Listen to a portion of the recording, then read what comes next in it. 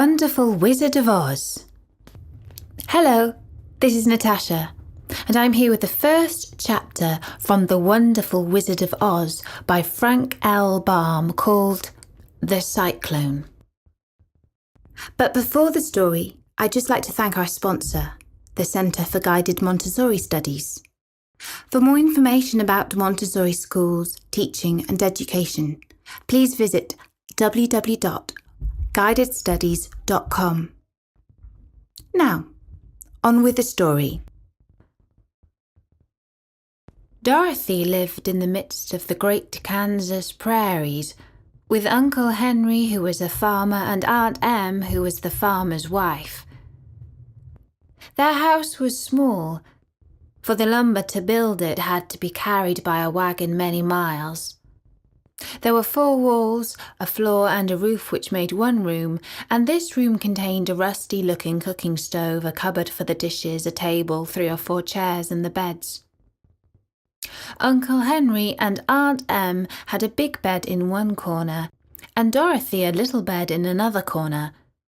There was no garret at all, and no cellar except a small hole dug in the ground called a cyclone cellar, where the family could go in case one of those great whirlwinds arose, mighty enough to crush any building in its path. It was reached by a trap door in the middle of the floor, from which a ladder led down into the small, dark hole. When Dorothy stood in the doorway and looked around, she could see nothing but the great grey prairie on every side. Not a tree nor a house broke the broad sweep of flat country that reached to the edge of the sky in all directions. The sun had baked the ploughed land into a grey mass with little cracks running through it. Even the grass was not green, for the sun had burned the tops of the long blades until they were the same grey colour to be seen everywhere.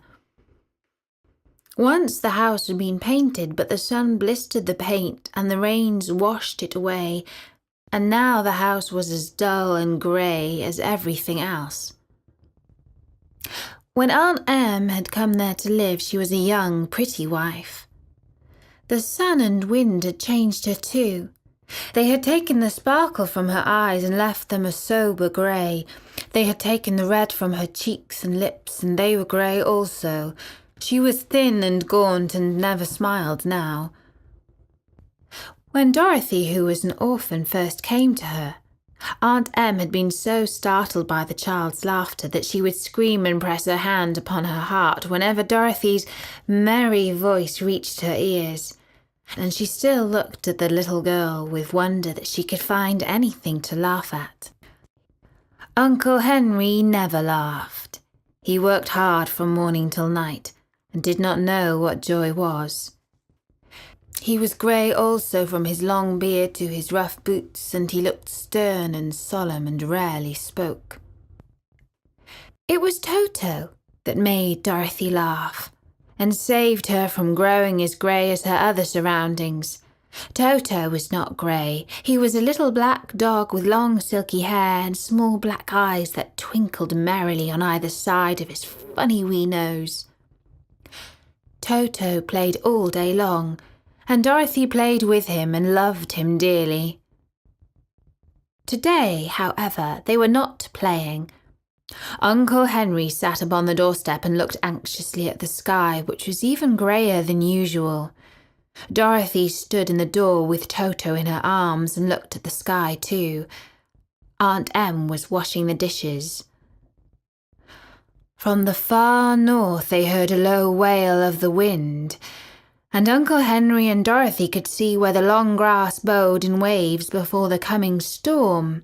There now came a sharp whistling in the air from the south, and as they turned their eyes away, they saw ripples in the grass coming from that direction also. Suddenly, Uncle Henry stood up. "There's a cyclone coming, Em," he called to his wife. "I'll go look after the stock." Then he ran to the sheds where the cows and horses were kept. Aunt Em dropped her work and came to the door. One glance told her of the danger close at hand. "Quick, Dorothy!" she screamed. "Run for the cellar!" Toto jumped out of Dorothy's arms and hid under the bed, and the girls started to get him. Aunt Em, badly frightened, threw open the trap door in the floor and climbed down the ladder into the small dark hole. Dorothy caught Toto at last and started to follow her aunt. When she was halfway across the room, there came a great shriek from the wind, and the house shook so hard that she lost her footing and sat down suddenly upon the floor. Then a strange thing happened.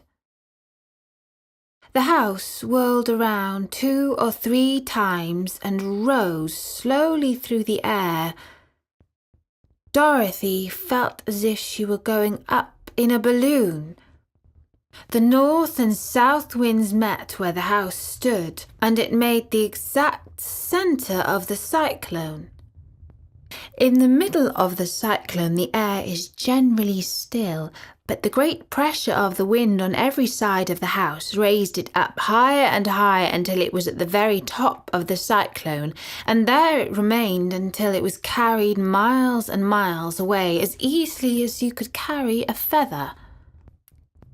It was very dark and the wind howled horribly around her. But Dorothy found she was riding quite easily. After the first few whirls around and one other time when the house tipped badly, she felt as if she were being rocked gently like a baby in a cradle. Toto did not like it. He ran about the room, now here, now there, barking loudly. But Dorothy sat quite still on the floor and waited to see what would happen. Once Toto got too near the open trap door and fell in, and at first the little girl thought she had lost him. But soon she saw one of his ears sticking up through the hole, for the strong pressure of the air was keeping him up so that he could not fall. She crept to the hole, caught Toto by the ear and dragged him into the room again, afterwards closing the trap door so that no more accidents could happen. Hour after hour passed away, and slowly Dorothy got over her fright. But she felt quite lonely, and the wind shrieked so loudly all about her that she nearly became deaf. At first she wondered if she would be dashed to pieces when the house fell again, but as the hours passed and nothing terrible happened, she stopped worrying and resolved to wait calmly and see what the future would bring. At last she crawled over the swaying floor to her bed and lay down upon it, and Toto followed and lay down beside her. In spite of the swaying of the house and the wailing of the wind, Dorothy soon closed her eyes and fell fast asleep. And that was the first chapter of The Wonderful Wizard of Oz. If you would like to know where the Great Whirlwind takes Dorothy, listen out for the next chapter coming soon. But before I go, I would just like to ask you a question. How much do you know about Montessori schools and teaching? Did you know that Montessori's method is over 100 years old, and that it is a highly effective, child-centric and humanistic form of education? Our sponsor in America, the Center for Guided Montessori Studies, has set up a website that we hope you will visit at www.guidedstudies.com. If you are looking for a Montessori school in your area, then it's a great place to start your search. And if you are interested in becoming a Montessori teacher, then you really must take a look at www.guidedstudies.com. For now from me, Natasha. Bye-bye! Bye-bye!